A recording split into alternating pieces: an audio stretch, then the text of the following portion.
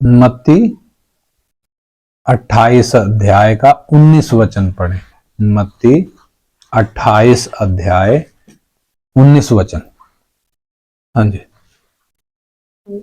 इसलिए तुम जाकर सब जातियों के लोगों को चेला बनाओ और उन्हें पिता और पुत्र और पवित्र आत्मा के नाम से बपतिस्मा दो। हाँ, यानी बपतिस्मा किसके नाम में लेना है। इससे पहले हमने सीखा बपतिस्मा क्या है।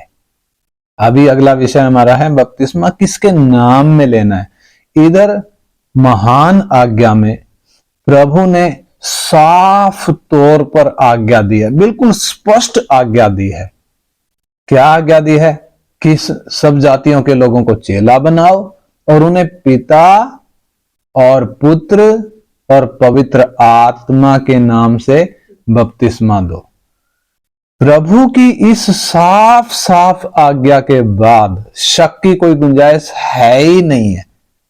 कोई शक की गुंजाइश कोई रह ही नहीं जाती। लेकिन फिर भी वचन को सही तरीके से ना जानने के कारण कई लोग यीशु के नाम में बपतिस्मा देते हैं और अपने इस कुकर्म को, कुकर्म बोला जाएगा इसको, क्योंकि प्रभु की आज्ञा का उल्लंघन कर रहे हैं। वो अपने इस कुकर्म को ठीक ठहराने के लिए एक दो वचनों का आधार लेते हैं। बेशक वो एक दो वचनों का आधार ले रहे हैं, परंतु वो प्रभु की स्पष्ट आज्ञा का उल्लंघन करते हैं। क्योंकि प्रभु की स्पष्ट आज्ञा है कि तुम जाओ सब जातियों के लोगों को चेला बनाओ और जो विश्वास करे उन्हें पिता और पुत्र और पवित्र आत्मा के नाम से बपतिस्मा दो। बिल्कुल स्पष्ट आज्ञा है। तो लोग जिन एक दो वचनों का जो आधार लेते हैं, उनका आधार वो क्यों ले रहे हैं? क्योंकि उस वचन के अर्थ को वो समझते नहीं है। हम एक दो वचन ऐसे पढ़ेंगे। प्रेरितों के काम 2 अध्याय उसका 38 वचन हम पढ़ेंगे। प्रेरितों के काम 2 अध्याय का 38 वचन। पतरस ने उनसे कहा, मन फिराओ और तुम में से हर एक अपने अपने पापों की क्षमा के लिए यीशु मसीह के नाम से बपतिस्मा ले, तो तुम पवित्र आत्मा का दान पाओगे। हाँ, इधर पतरस ने लोगों को कहा। कब कहा? जब पहली बार पतरस यरूशलेम में प्रचार कर रहा है, यहूदियों की बड़ी भीड़ उसके सामने है, और जब प्रचार किया लोगों के हृदय छिद गए। लोगों ने पूछा कि क्या कर रहे हैं?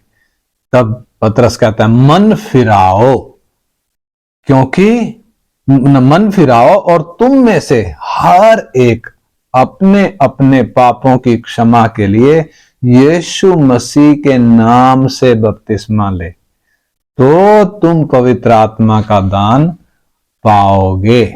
और एक वचन पढ़ेंगे प्रेरित 8 का 16, फिर हम इनको समझेंगे। प्रेरित 8 का 16 पढ़। क्योंकि वह अब तक उनमें से किसी पर न उतरा था, उन्होंने तो केवल प्रभु यीशु के नाम में बपतिस्मा लिया था। हाँ, इधर 15 और 16 वचन मैं दोबारा पढ़ता हूं। 15 वचन में क्या लिखा है और 16 वचन में क्या लिखा है। उन्होंने जाकर उनके लिए प्रार्थना की कि पवित्र आत्मा पाएं, क्योंकि वह अब तक उनमें से किसी पर ना उतरा था। उन्होंने तो केवल प्रभु यीशु के नाम में बपतिस्मा लिया था, इसलिए पवित्र आत्मा उन पर नहीं उतरा था। और इसके अलावा 10 का 48 भी, 10 अध्याय का 48 वचन जी। और उसने आज्ञा दी कि उन्हें यीशु मसीह के नाम में बपतिस्मा दिया जाए। हाँ, इधर 10 वचन में, 10 अध्याय के 48 वचन में भी साफ लिखा है, और उसने आज्ञा दी कि उन्हें यीशु मसीह के नाम में बपतिस्मा दिया जाए। उसका 19 का 5 भी पढ़ें, फिर हम इनको समझेंगे। 19 का 5। यह सुनकर उन्होंने प्रभु यीशु के नाम का बपतिस्मा लिया। हाँ, इधर लिखा है ये सुनकर उन्होंने प्रभु यीशु के नाम का बपतिस्मा लिया। तो हमने 4 वचन पढ़े। प्रेरित 2 का 38, प्रेरितों के काम 8 का 15-16, और फिर 10 अध्याय का 48 वचन, और प्रेरित 19 अध्याय का 5 वचन। यानी प्रेरितों के टाइम में जो बपतिस्मा दिया जा रहा था, उन बातों में से ये 4 वचन हमने पढ़े, जिधर लिखा है यीशु मसीह के नाम में बपतिस्मा, यीशु के नाम से बपतिस्मा, यीशु मसीह के नाम में बपतिस्मा, यीशु के नाम में बपतिस्मा। इन 4 वचनों में ऐसा लिखा है। तो ऐसे लोग जो, मतलब ये हमने इधर पढ़े हैं प्रथम शताब्दी की कलीसिया में प्रेरितों के द्वारा जो वचन कहे गए हैं, आज ऐसे लोग जो प्रभु यीशु मसीह की आज्ञा का उल्लंघन कर रहे हैं। आज्ञा क्या है? पिता, पुत्र और पवित्र आत्मा के नाम में बपतिस्मा दो करके स्पष्ट आज्ञा है। लेकिन इन 4 वचनों को लेकर, या इन 4 में से 1-2 वचनों को लेकर वो करते क्या हैं? वो बताते हैं कि आरंभ की कलीसिया में प्रेरितों ने ये वचनों को बोला है, और इन वचनों को आधार मानकर वो करते क्या है? यीशु के नाम में बपतिस्मा देने लग जाते हैं। ये बिल्कुल वचन के खिलाफ है और प्रभु की आज्ञा के विपरीत है। यानी साफ तौर पर ये प्रभु की आज्ञा का उल्लंघन है। तो ये तो हमने बोल दिया कि आज्ञा का उल्लंघन है, परमेश्वर के वचन के खिलाफ है। लेकिन सवाल उठता है कि आरंभिक कलीसिया के समय में प्रेरितों ने ये ऐसा क्यों कहा? यीशु के नाम में बपतिस्मा, यीशु के नाम में बपतिस्मा, ऐसा क्यों कहा प्रेरितों ने? जबकि यीशु की आज्ञा तो साफ थी, पिता, पुत्र और पवित्र आत्मा के नाम से बपतिस्मा देना। तो प्रेरितों ने ऐसा क्यों कहा? क्या वो यीशु के नाम में बपतिस्मा देते थे, या फिर पिता, पुत्र और पवित्र आत्मा के नाम में बपतिस्मा देते थे? सच्चाई क्या है? आइए हम प्रेरितों द्वारा प्रयोग किए गए इन वचनों के सही अर्थ को समझें। हम अच्छी तरह जानते हैं कि यीशु मसीह से पहले यूहन्ना बपतिस्मा दाता लोगों को मन फिराव का बपतिस्मा देता था। यूहन्ना को यीशु मसीह के आगे आगे भेजा गया था मार्ग तैयार करने के लिए। यानी वो लोगों का मन तैयार कर रहा था। किस बात के लिए? यीशु का उपदेश सुनने के लिए, यीशु के वचनों को सुनने के लिए, जीवन के वचनों को ग्रहण करने के लिए वो लोगों का मन तैयार कर रहा था।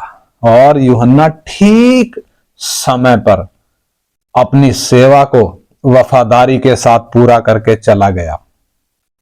लेकिन यीशु मसीह के स्वर्गारोहण के बाद भी संपूर्ण इजराइल, यानी इस्राएल के लोग यूहन्ना का बपतिस्मा करके उस बात को जानते थे। यूहन्ना का बपतिस्मा उन लोगों में मान्यता प्राप्त था। यूहन्ना का बपतिस्मा उन लोगों में प्रसिद्ध था। वो जानते थे कि यूहन्ना बपतिस्मा दाता, उसका नाम ही बपतिस्मा दाता था, इसलिए वो प्रचलित था पूरे इस्राएल में। हर कोई जानता था यूहन्ना बपतिस्मा देता है करके। और पौलुस, जो प्रभु का दास, प्रेरित पौलुस, यीशु के सुसमाचार के बारे में जो प्रचार कर रहा है, और प्रचार करते समय में प्रेरित 13 अध्याय का 24 वचन हम पढ़े। प्रेरितों के काम 13 अध्याय का 24 वचन, 13 का 24। जिसके आने से पहले यूहन्ना ने सब इजराइलियों को मन फिराव के बपतिस्मा का प्रचार किया। हाँ, पौलुस यीशु मसीह के सुसमाचार के बारे में बताते समय में क्या कह रहा है? यूहन्ना के मन फिराव के बपतिस्मा के बारे में बता रहा है इस्राएलियों को। और इसके अलावा 18 अध्याय का 24-25 भी पढ़े। 18 अध्याय का 24-25 पढ़ो। अपुल्लोस नाम एक यहूदी, जिसका जन्म सिकंदरिया में हुआ था, जो विद्वान पुरुष था और पवित्र शास्त्र को अच्छी तरह से जानता था, इफिसुस में आया। उसने प्रभु के मार्ग की शिक्षा पाई थी और मन लगाकर यीशु के विषय में ठीक ठीक सुनाता और सिखाता था। परंतु वह केवल यूहन्ना के बपतिस्मा की बात जानता था। हाँ, कौन? अपुल्लोस। एक यहूदी था जिसके बारे में हमने ये पढ़ा, वो पवित्र शास्त्र को अच्छे तरीके से जानता था, उसने प्रभु के मार्ग की शिक्षा भी पाई थी, मन लगाकर यहूदियों को ठीक ठीक सुनाता भी था, सिखाता भी था, लेकिन वो कौन से बपतिस्मा की बात जानता था? इधर स्पष्ट लिखा है, वो केवल यूहन्ना के बपतिस्मा की बात जानता था। यानी उस वक्त भी, प्रेरितों के टाइम में भी यूहन्ना के बपतिस्मा के बारे में उधर लोग जानते थे, यूहन्ना का बपतिस्मा है करके। और इसके अलावा 19 अध्याय का 1 से 5 भी पढ़ें, 19 अध्याय का 1 वचन से 5 वचन तक। और जब अपुल्लोस कुरिन्थुस में था तो पौलुस ऊपर के सारे देश से होकर इफिसुस में आया और कई चेलों को देखकर उनसे कहा, क्या तुमने विश्वास करते समय पवित्र आत्मा पाया? उन्होंने उससे कहा, हमने तो पवित्र आत्मा की चर्चा भी नहीं सुनी। उसने उनसे कहा, तो फिर तुमने किसका बपतिस्मा लिया? उन्होंने कहा, यूहन्ना का बपतिस्मा। पौलुस ने कहा, यूहन्ना ने यह कहकर मन फिराव का बपतिस्मा दिया कि जो मेरे बाद आने वाला है उस पर, अर्थात यीशु पर विश्वास करना। यह सुनकर उन्होंने प्रभु यीशु के नाम का बपतिस्मा लिया। हाँ, इधर देखो, इधर भी वो बात बिल्कुल स्पष्ट है। यहां पे अपुल्लोस जो कुरिन्थुस में था, हमने पढ़ा, तो पौलुस ऊपर के सारे प्रदेश से होकर जब इफिसुस में आया, वहां कुछ चेलों को देखकर उसने कहा, क्या तुमने विश्वास करते समय पवित्र आत्मा पाया? तो वो क्या कह रहे हैं? वो कहते हैं, हमने तो पवित्र आत्मा की चर्चा तक भी नहीं सुनी। तो पौलुस क्या कह रहा है उनको? तो फिर तुमने किसका बपतिस्मा लिया? वो कह रहे हैं कि हमने तो यूहन्ना का बपतिस्मा लिया। पौलुस कहता है, यूहन्ना ने तो ये कहकर मन फिराव का बपतिस्मा दिया था कि मेरे बाद एक आने वाला है जिसकी जूती उठाने के मैं योग्य नहीं। यानी वो यीशु के बारे में प्रचार कर रहा, यीशु के बारे में बता रहा था, मेरे बाद एक आने वाला है, उस पर विश्वास करना। ये सुनकर उन्होंने प्रभु यीशु के नाम में बपतिस्मा लिया। यानी पहले किसके नाम का बपतिस्मा था? यूहन्ना के नाम का। फिर किसके नाम का ले लिया उन्होंने? यीशु के नाम का बपतिस्मा। यानी इन वचनों से बिल्कुल स्पष्ट है कि उस समय यूहन्ना का बपतिस्मा लोगों में प्रसिद्ध था, लोग यूहन्ना का बपतिस्मा लेते थे, उन्होंने यूहन्ना का बपतिस्मा लिया भी था। यूहन्ना के बाद अब एक और व्यक्ति आ गया और अब उसका भी बपतिस्मा लोगों को दिया जाने लगा। कौन? यीशु। इसलिए यूहन्ना का बपतिस्मा और यीशु का बपतिस्मा, दोनों ही बपतिस्मे उस समय लोगों में प्रसिद्ध थे। यानी लोग यीशु मसीह जो बपतिस्मा की बात बोले हैं, पिता, पुत्र और पवित्र आत्मा के नाम से बपतिस्मा देना करके, लोग उस बपतिस्मा को क्या कहकर पुकारने लगे? वो यीशु का बपतिस्मा है। यीशु का बपतिस्मा क्यों कह रहे? क्योंकि ये यूहन्ना का बपतिस्मा नहीं है। यानी यूहन्ना के बपतिस्मा से इस बपतिस्मा को अलग करने के लिए उन्होंने क्या किया? यीशु का बपतिस्मा कहकर वो उसको पुकारने लगे। इसलिए प्रेरितों ने, वो प्रथम शताब्दी की कलीसिया के उस समय में यीशु का बपतिस्मा, यीशु का बपतिस्मा, वो वचनों में हमने पढ़ा, बार बार आया यीशु का बपतिस्मा, यीशु के बपतिस्मा को यूहन्ना के बपतिस्मा से अलग समझाने के लिए ये वचन कहे। वो 4 वचन जिसका आधार लेकर लोग प्रभु यीशु की आज्ञा का उल्लंघन कर रहे हैं, यीशु के नाम में बपतिस्मा दे रहे हैं। यानी वो स्पष्ट तौर पर क्या कर रहे हैं? यीशु की आज्ञा का उल्लंघन कर रहे हैं। जबकि प्रेरितों ने क्यों बोला यीशु के नाम में बपतिस्मा ले? उन्होंने यूहन्ना के बपतिस्मा से यीशु के बपतिस्मा को अलग करने के लिए यह बात कही। यानी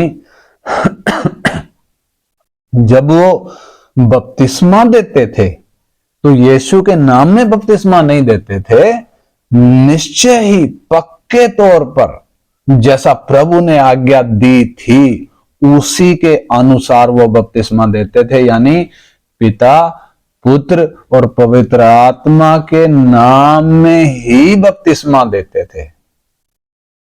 वहां क्यों उन 4 वचनों में लिखा है कि यीशु का बपतिस्मा क्यों लिखा है? क्योंकि वो यूहन्ना के बपतिस्मा से इस बपतिस्मा को अलग करने के लिए यीशु का बपतिस्मा बोलते थे, लेकिन बपतिस्मा यीशु के नाम में नहीं देते थे, क्योंकि यीशु के नाम में बपतिस्मा लेने का मतलब प्रभु की आज्ञा का उल्लंघन है। इसलिए वो पिता, पुत्र, पवित्र आत्मा के नाम में बपतिस्मा देते थे। लेकिन आज के समय में कई लोग वचन का सही अर्थ ना समझने के कारण, पवित्र आत्मा के द्वारा वचन को सही तरीके से ना समझने के कारण यीशु के नाम में बपतिस्मा देने लगते हैं। ऐसा करके वो अपने लिए क्या कमा रहे हैं? जो परमेश्वर की आज्ञा का उल्लंघन करेगा, जो परमेश्वर के उपदेश को बिगाड़ेगा, उसके लिए क्या रखा है? निश्चय वो अपने लिए श्राप कमा रहे हैं। परमेश्वर की आज्ञा का साफ साफ उल्लंघन कर रहे हैं। इसलिए पानी का बपतिस्मा यीशु के नाम में नहीं लिया जाता, बल्कि पिता, पुत्र और पवित्र आत्मा के नाम में ही लिया जाना है। पिता, पुत्र और पवित्र आत्मा के नाम में लिया गया बपतिस्मा ही सही बपतिस्मा है, जो स्वर्ग में ग्रहण योग्य है। पिता, पुत्र और पवित्र आत्मा के नाम में बपतिस्मा क्यों लेना है? प्रभु ने ये आज्ञा जो दी उसका कारण क्या है? क्योंकि मनुष्य की सृष्टि में, जब हम वो पहले आदम की सृष्टि के विषय में देखते हैं, उधर लिखा है, आओ हम मनुष्य को अपने स्वरूप और समानता में बनाए। वो आओ हम, वो कौन है? क्या परमेश्वर स्वर्गदूतों को बुला रहा है? हे मिखाइल तू भी आजा, हे जिब्राइल तू भी आजा, और अपने साथ के बाकी स्वर्गदूतों को भी ले आओ, आओ हम मिलकर क्या करेंगे? मनुष्य को बनाएंगे। क्या ऐसा है? नहीं। आओ हम का मतलब क्या है? परमेश्वर जो एकमात्र परमेश्वर है, एक ही परमेश्वर है, अद्वैत परमेश्वर है, वो परमेश्वर जब मिट्टी हाथ में ले रहा है, क्या कह रहा है? आओ हम मनुष्य को बनाएं। आओ हम का मतलब यह बहुवचन क्यों? क्योंकि इंसान की सृष्टि में पिता, पुत्र और पवित्र आत्मा तीनों का योगदान है। पिता के तौर पर अलग काम है, पुत्र के तौर पर अलग काम है, और पवित्र आत्मा के तौर पर अलग काम है। तीनों का काम मिलकर मनुष्य का उद्धार पूरा होता है, मनुष्य की योजना पूरी होती है। यानी यदि हम यीशु के नाम में ही बपतिस्मा लेंगे, उसका मतलब क्या है? मैंने ये तो मान लिया कि यीशु ने मेरे लिए क्रूस पर प्राण दिया, लेकिन पिता ने जो योजना बनाई, पिता का जो अनुग्रह, पिता का जो प्रेम है, वो कैसे पूरा होगा? और आगे जो पवित्र आत्मा ने अंदर आकर जो काम करना है, वो कैसे पूरा होगा? यानी उद्धार का काम, परमेश्वर की योजना यदि इंसान के जीवन में पूरी होनी है तो क्या होना है? पिता का काम, पुत्र का काम, पवित्र आत्मा का काम, जो तीनों काम स्पष्ट तौर पर अलग अलग हैं, वो तीनों का काम एक व्यक्ति के जीवन में पूरा होना है, तभी उद्धार का काम पूरा होगा और तभी इंसान के जीवन में परमेश्वर की योजना पूरी हो पाएगी। इसलिए जब हम आराधना करते हैं, परमेश्वर के नाम में जब हम इकट्ठा होते हैं, जब संगति करते हैं, संगति के बाद में हम जो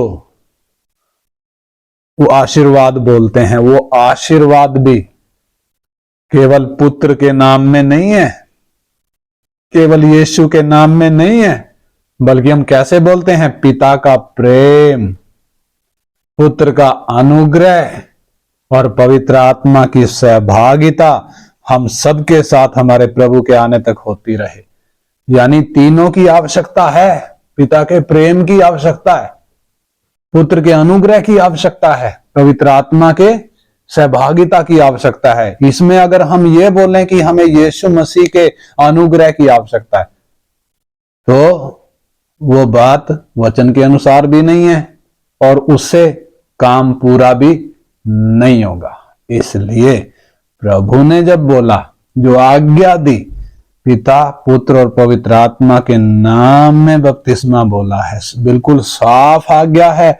उल्लंघन करने का कारण नहीं बनता, शक करने का कोई आधार नहीं बनता। कोई प्रभु ने गुंजाइश ही नहीं छोड़ी कि कोई उसमें शक करे। लेकिन प्रेरितों ने यूहन्ना के बपतिस्मा से इस बपतिस्मा को अलग करने के लिए इसको यीशु का बपतिस्मा कहा। उस बात को सही तरीके से ना समझने के कारण कुछ लोगों ने वचन को तोड़ मरोड़ कर अपने ही विनाश का कारण बना लिया। इसलिए हम इस बात को सही तरीके से समझें। बपतिस्मा लेते समय, बपतिस्मा देते समय हमने क्या ध्यान रखना है? परमेश्वर के वचन के अनुसार, प्रभु की आज्ञा के अनुसार ही बपतिस्मा हो।